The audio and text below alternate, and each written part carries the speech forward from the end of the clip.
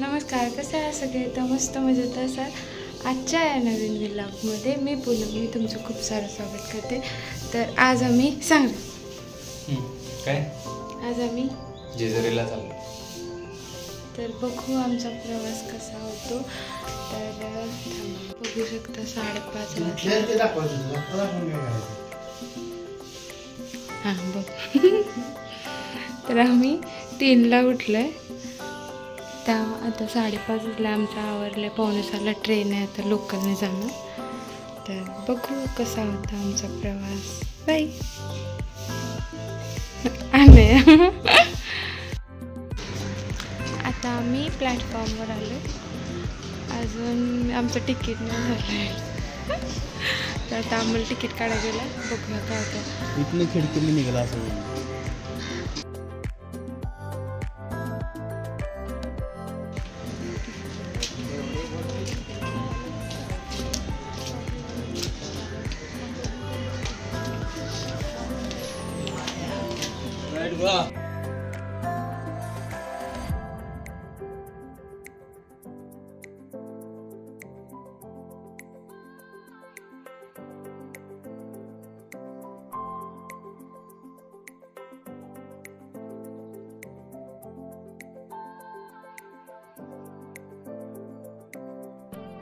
आता आम्ही कासारवाडी इकडे कासारवाडी डॅम येतच ना। आम्ही आता मेट्रोने जाणार आहे स्वारगेटपर्यंत।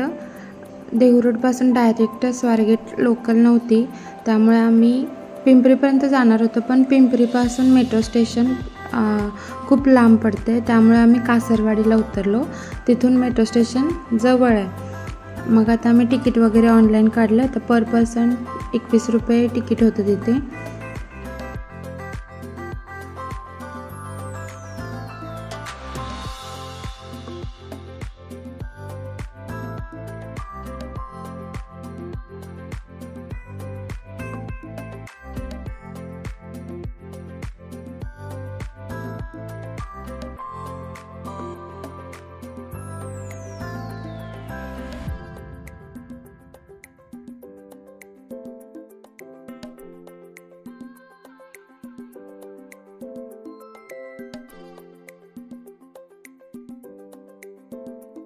आम्ही फर्स्ट टाइम मेट्रोमध्ये बसलो।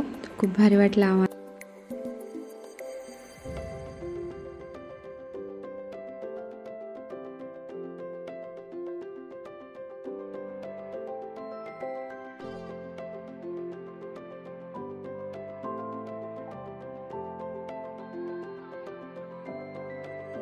आम्ही आता स्वारगेट बस स्टेशनला आलोय, जिथे डायरेक्ट जेजुरी गाड्या तुम्हाला भेटतात।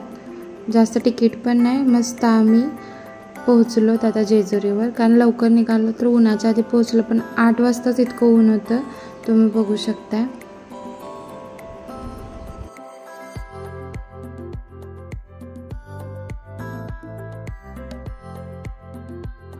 दाजीबा पोहोचलेले आहेत जेजुरीवर।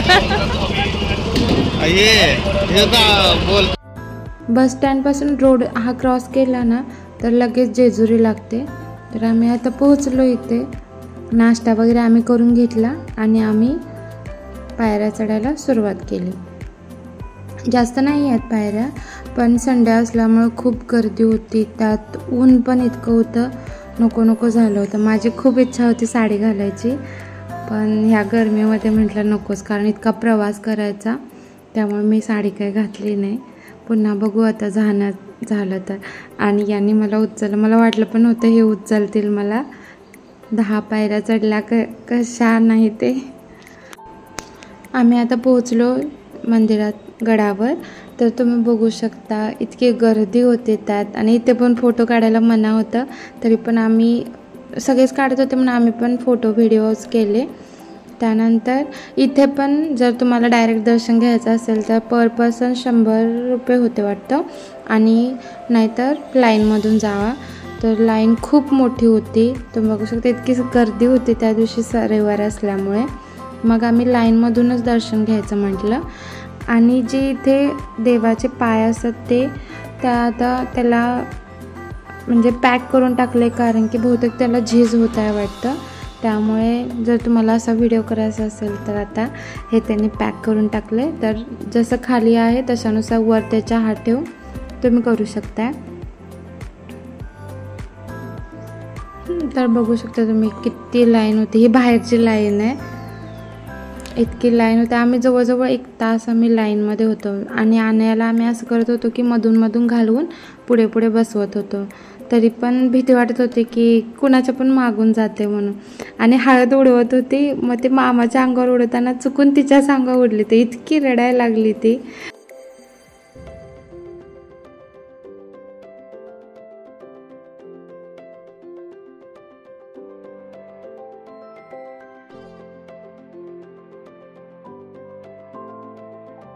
आणि याचं बस इतकंच चाललं होतं, जायला तिथे बस ती भंडाराच उचलत होती. सगळीकडे तेच चाललेलं तिचं. तिला असं ते होळी खेळल्यासारखं वाटत होतं. आमचं दर्शन वगैरे झालं आणि आम्ही आता पायऱ्या उतरायला चालू केल्या. कारण इतकी गरमी होती त्यामुळे पायऱ्या पण खूप तापल्या होत्या. मग मला जाता जाता विठ्ठल रखुमाईची मूर्ती घ्यायची होती. मग तिथे खूप छान छान मूर्त्या होत्या. मग मी मूर्ती वगैरे घेतली आणि येता येता तिथे प्रसाद चालू होता. तर आम्ही सगळ्यांनी तिथे भात खाल्ला प्रसादामध्ये. आमच्यासोबत एक इन्सिडेंट घडला त्या दिवशी. आम्ही दर्शन वगैरे झालं, बसमध्ये बसलो आणि ज्या बसमध्ये बसलो त्या बसचा काही तर प्रॉब्लेम झाला. मग त्याने आम्हाला एका स्टॉपवर उतरवलं सगळ्यांना. ते बोलले की थोड्या वेळात गाडी येईल, जर तुम्हाला जायचं असेल तर तुम्ही दुसऱ्या गाडीमध्ये बसून जाऊ शकता.